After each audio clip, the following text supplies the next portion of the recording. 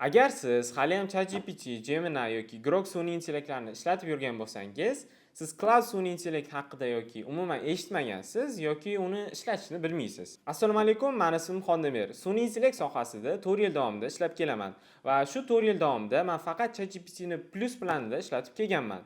Lekin o'tgan yili Cloud'ga o'tib, to'g'risi pulimga achindim va kimga maslahat bergan bo'lsam, hammasi hozir shu sun'iy intellektni ishlatyapti. Bu videoda boshqa sun'iy intellektlardan ajralib turadigan Cloud'dagi 4 xil funksiya bilan tanishamiz. Siz esa like va podpiska tugmasini bosib qo'ysangiz xursand bo'lardim. Eng birinchi funksiyalardan biri bu hammaga tanish bo'lgan chat funksiyasi.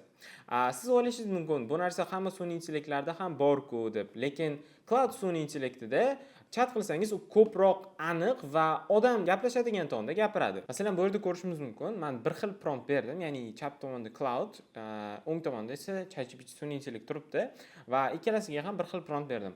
Prompt esa Google dan akkauntni yo'qotib qo'ydim. Nima qilsam bo'ladi? Real expertga o'xshab maslahat ber deb prompt berdim.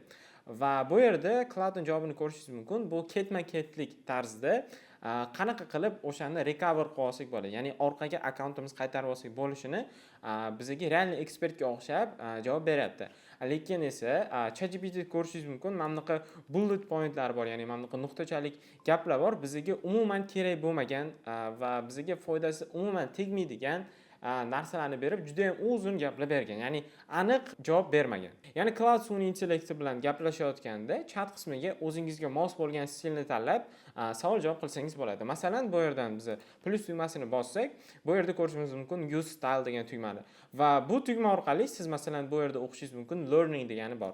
Learning orqali Cloud sizga qanaqadir savol bo'lsa yoki qanaqadir mavzuni tushunmasangiz, bu sizga aynan o'qituvchi sifatida javob berib, savollaringizga javob berishga harakat qiladi. Va yana bu yerda ko'rishingiz mumkin create style degani ham bor. Bu orqali siz o'zingizga mos bo'lgan stilni yaratib olasiz. Ya'ni masalan siz aytaylik qanaqadir stilda gaplashsangiz odamlar bilan, o'sha stilni Cloudga tushuntirsangiz, bu siz xuddi o'zingiz gaplashgandek qilib sizga savol-javob qilib gaplashadi.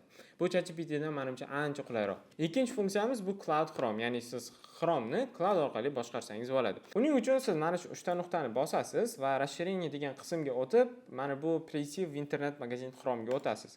Va bu o'sha Chrome'ni o'zini magaziniga olib o'tadi.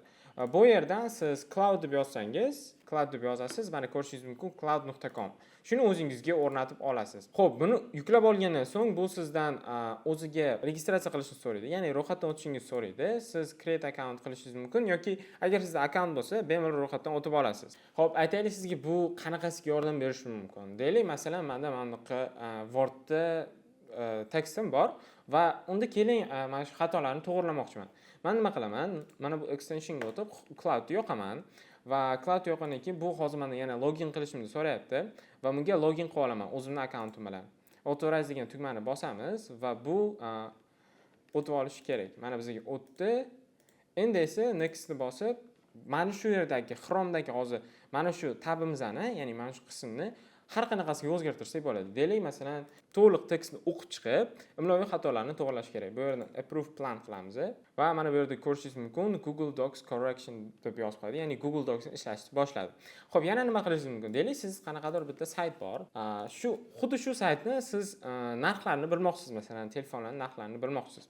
Uning uchun ham yana extensionga kiramiz va bu hozir hamma mana shu saytdagi ma'lumotlarni o'qib, bizga mahsulotlarning narxi qanchaligini topib berish kerak. Va xuddi shunaqa qilib siz Cloudni extension orqali Chrome'da ishlatishingiz mumkin. Uchinchi funksiya bu yaqinda qo'shilgan va Cloud foydalanuvchilariga juda ham yoqib tushgan bo'lib, uning nomi Cloud Cowork.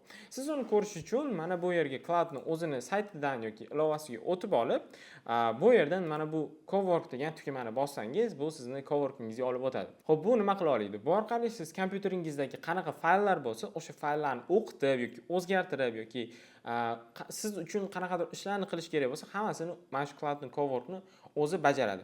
Keling, masalan, men bu yerdan qanaqadir papkani tanlayman, choose a different folderni bosib, keling, masalan, screenshots degan papkani tanlayman va allow tugmasini bosaman va bu endi o'sha screenshots degan papkani ko'rib, ichidagi hamma ma'lumotlarni ko'rib o'qiy oladi. Masalan, deylik, sizda qanaqadir bitta rasm bor yoki rasmni juda ham chalkash bo'lib yotibdi. Bu siz uchun o'shalarni o'qib, xolasangiz o'chirib tashlaydi, xolasangiz papkalarga to'g'irlab joylaydi yoki masalan deylik, sizda qanaqadir bitta Word fayl bor, o'sha Word faylni qayergadir o'zgartirish kerak yoki o'sha Word faylni Excelga o'zgartirish kerak. Sizni kompyuteringizda bo'ladigan hamma narsani Cowork bemalol bajara oladi. Va yana bir eng zo'r funksiyalardan biri mana shu Coworkni bu dispatch funksiyasi. Bu hozirda juda ham trendga kirayotgan funksiya bo'lib, siz Cloud Cowork orqali telefoningizdan kompyuteringizni boshqarsangiz bo'ladi. Uning uchun siz o'sha Cowork o'tib olasiz va mana bu yerdagi dispatch funksiyasiga kirib, mana bu ikkalasini yoqib qo'ysangiz bo'ldi. Telefoningizdan ham o'sha cloudga kirasiz, Cowork qismiga o'tib, qanaqadir bitta task berasiz. Masalan, deylik, rasmni pochta orqali yuborish kerak. Siz ko'chadasiz, kompyuteringiz uyda qolib ketgan. O'sha telefon orqali o'sha rasmni tashlagin desangiz, email orqali tashlar desangiz, bu kirib o'sha rasmni olib, sizning emailingizga o'tib, sizga o'sha rasmni yubora oladi. Keyingi funksiya bu cloudni tanitgan funksiyalardan biri va odamlar bu orqali millionlab pul ishlab topishmoqda. Uni nomi esa Cloud Code. Cloud Code'ga birinchi marta qaraganingizda to'g'ri tushunarsiz yoki qiyin bo'lishi mumkin, lekin siz bu orqali AI agentlar, saytlar, ilova va har qanaqa narsani yasab, sotib pul ishlasangiz ham bo'ladi. Keling, misol uchun olaylik, men kunlik rasxodimni kuzatib bormoqchiman va o'shanga menga qanaqadir bitta ilova kerak. Men bu yerga o'tib, oddiy prompt berib, o'sha o'zim xohlagan ilovani bemalol yasay olaman. Umuman kod yozishni bilmasam ham. Meni tavsiyam bugundan faqatgina shu Cloud sun'iy intellektini yuklab olib, faqat chat qilib gaplashib ko'ring va siz juda ham katta farqni sezasiz. Agar sizda video davomida qanaqadir savollar tug'ilgan bo'lsa, bemalol kommentda ham qoldirishingiz mumkin. Keyingi videolarda ko'rishguncha xayr, sog' bo'ling.